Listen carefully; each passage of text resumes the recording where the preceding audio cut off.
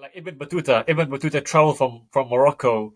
He was planning on going on Hajj, and he ended up spending 18 years traveling. Subhanallah, he came back as an old man. I think Wow, no, I think it was more than 20 years. I'm not sure. But he came back with a white beard, and his amazing, wife couldn't recognize him. His mother couldn't recognize him. Subhanallah. So sometimes in amazing. life you plan and Allah plans, and sometimes Allah's plan is well. Always Allah's plan is better, but it sometimes takes a long time to Absolutely. to actualize. And speaking of brothers you met, mashallah. So he's Dammam, great city on the coast, alhamdulillah.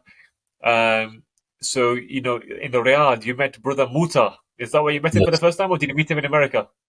No, no, I met him in Riyadh. Yeah, Riyadh was where I spent most of my time. I spent 12 years in Riyadh, 2 years in Dammam, and then 3 years in Dhahran. Um, but yeah, it was funny how we met.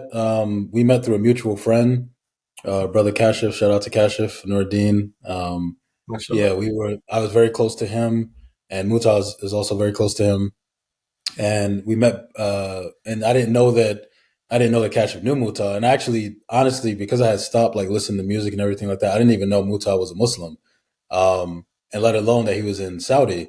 So when Kashif was telling me that, I was like, "What? Are you serious?" Because back in the days, I used to listen to Tupac and Outlawz all the time, and Mutah was my favorite one from the Outlawz.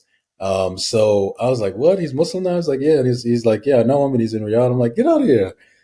So we ended up like arranging a dinner together, just us three, and we ate at this Mexican restaurant called Chico's, and they've closed down since now. But yeah, so I met him there, and I was just starstruck, like this dude, I listened to him, all really some of the formative years of my life, being a teenager, 15, 16, 17. I really looked to Pac and to the Outlaws, sort of for just to what it means to be a man, and things like Yeah, that. yeah, And so to see him sitting in front of me now as a Muslim, it was just crazy. But I wasn't ever a fanboy type, person. So I wasn't, ever like, let me get your autograph or anything like that. We just played it yeah, cool. We exchanged numbers. Um, we didn't really, there was no real need to like, talk to him because he's a very busy guy, and we didn't really have any yeah. mutual things that we were doing. So we just, we would probably just save us up around Eid time every year. But sometime in like 2015, we like just reconnected. And he opened up a clothing business, and I Okay. had just, actually, no, no, sorry, it was like 2018, 2018. And he opened up a clothing business. I had just left one job and was going on to another one. So I had a nice, sort of payout. So I had some Yeah, extra money. I said, let me invest.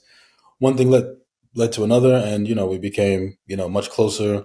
We're very similar in many ways, just the way we operate in life and, things like that. And, he's just a real dude, so yeah, we become great friends over alhamdulillah. time, and yeah, it was great to meet him, and I'm honored to have him as a brother. No, it's great.